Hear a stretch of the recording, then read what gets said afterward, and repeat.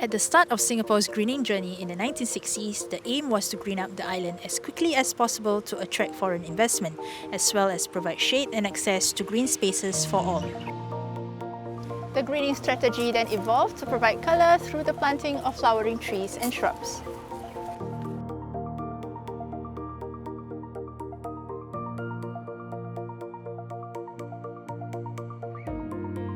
Parks were established and linked up by the Park Connector network. Our urban landscape continued to transform as developers started incorporating greenery into their developments.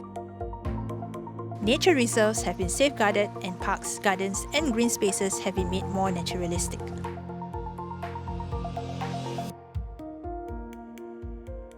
And because of these collective efforts, greenery is now an integral part of our everyday lives.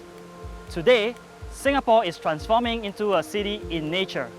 This involves conserving and expanding our natural heritage and restoring nature in our urban landscape. I'm Mardiah. And I'm Tai Woon. Today we are at Punggol Waterway, one of our parks along the North Eastern Riverine Loop. Come join us as we learn more about the trees in our urban parks and how they support our city in nature.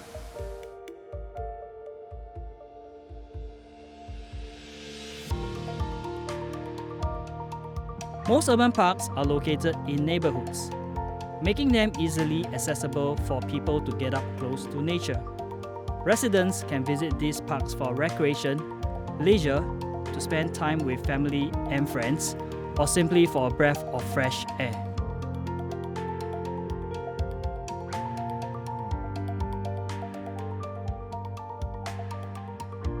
I'm a frequent user of Punggol Waterway and the North Eastern Riverine Loop. I enjoy cycling here daily with my family and friends. Materials used in urban areas typically absorb and retain heat. This is known as the urban heat island effect. This effect causes cities to experience warmer temperatures as compared to the more rural areas. However, parks and greenery can help to reduce the urban heat island effect. These parks don't just benefit the people who live around them.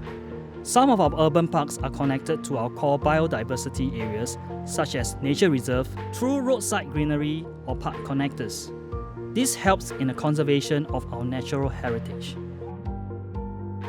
Punggol Waterway is a 4.2-kilometer long linear park that runs along the largest man-made waterway in Singapore. It is also part of the North Eastern Riverine Loop of the Park Connector network, or PCN. The PCN is a network that links up different green spaces.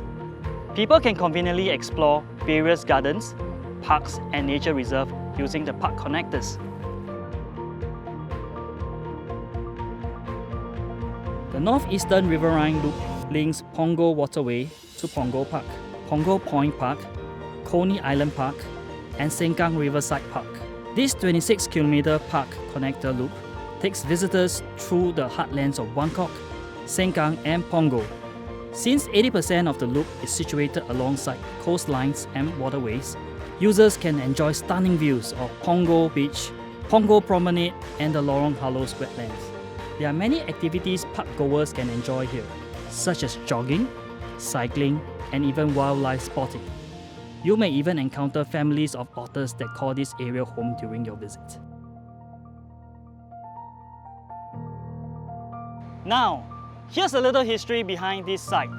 Do you know that Punggol in Malay means hurling stakes at the branches of fruit trees to bring fruits down to the ground? This place was once a rural agricultural area where fruits and forest produce were offered wholesale. Elements of the old fishing village in Punggol can be seen here at the Kelong Bridge. See those brown structures along the bridge? They were made to resemble the stilts of Kelong, which is an offshore platform fishermen use to fish. Apart from the structures, trees planted in our urban parks are specially selected to fulfill different purposes as well. Some trees, like the rain tree, are selected to provide shade. Easily identified by its distinct umbrella shape and wide spreading crown, the leaves of the rain tree will fold up at night or when the sky is overcast. This is why one of its common names is called Pukul 5 or 5 o'clock tree. Why 5 o'clock? Well, that's because Singapore and Malaysia's sunset hour used to be at 5 PM before changes were made to standard timing in the 1980s. Here you can find the native yellow flame. Often confused with the rain tree, it also has a wide spreading umbrella-shaped crown. The yellow flame has smaller leaflets and its bark is light grey, whereas the bark of a mature rain tree is dark brown. As its name suggests, the yellow flame flowers are bright yellow and covers the entire crown. Their fragrant flowers have wavy crinkled petals that resemble tissue paper. The yellow flame is drought resistant, which makes it perfectly suited to Singapore's urban conditions. Other trees are selected to showcase the unique characteristics or theme of the park. For Punggol Waterway, we have planted species that are better adapted to the riverine and coastal environment of the park. The sea hibiscus is a native tree that's adapted to grow along the coast, riverbanks and mangroves. Its leaves are heart-shaped with pointed tips and serrated margins.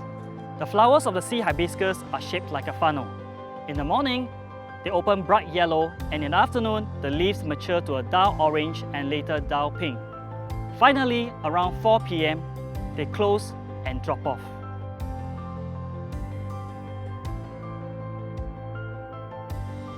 Another riverine tree is the weeping tea tree. It grows up to 4 meters tall and is adapted to grow in wet environments. When it's crushed, its leaves emit an aromatic scent, and when the bark peels, you can see the brownish pink inner bark, which turns creamy white over time. Some trees are also planted in our urban parks for their aesthetics. Some have beautiful flowers, while others have interesting bark and leaves. The silver battlewood is a multi-trunk tree with low spreading branches. The name is derived from its silver-coloured leaves and reddish-brown fruits that resemble cone-like buttons. If you look carefully at its leaves, you can see that they are covered by silky hairs.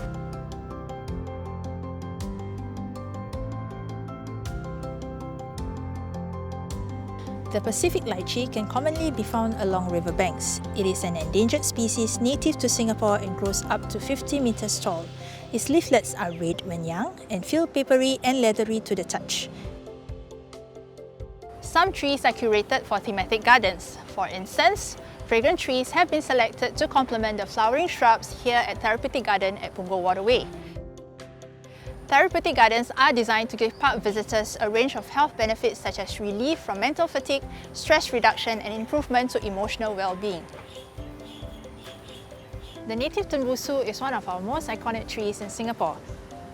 Did you know that it is also featured at the back of the $5 note? This heritage tree is found in Singapore Botanic Gardens and it is more than 150 years old. The bark of the tembusu is deeply fissured and dark brown, and its branches grow perpendicular. The tembusu flowers bloom from May to June and October to November. Its flowers are creamy white and gives off a strong fragrance when they open at sunset. It is why its scientific name is Cryptophyllum fragrans. The champaka produces fragrant flowers throughout the year. The yellow flowers are rich in essential oils and are often used in perfumes and religious offerings. The fruits of the champaka grow in a spiral cluster. When they split open, the seeds are covered with red or pink flesh, which birds and mammals feed on and help to disperse. Trees in urban parks also serve to enhance native biodiversity. The Nipis kulik is another native species and it is critically endangered. Several times a year, this coastal tree species produces flowers that are deep blue or dark purple, which attracts insects that pollinates its flowers.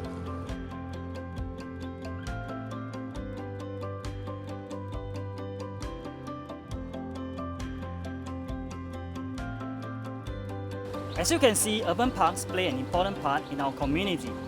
Besides being the places we visit for recreation and leisure, they are also rich in biodiversity and play an important role in the conservation of our native species. When you visit, remember, take nothing but photographs and leave nothing but footprints. The map boards at the entrance of Punggol Waterway will show you the do's and don'ts as well as what sights you can enjoy at the North Eastern Riverine Loop. Thank you and see you around our parks soon.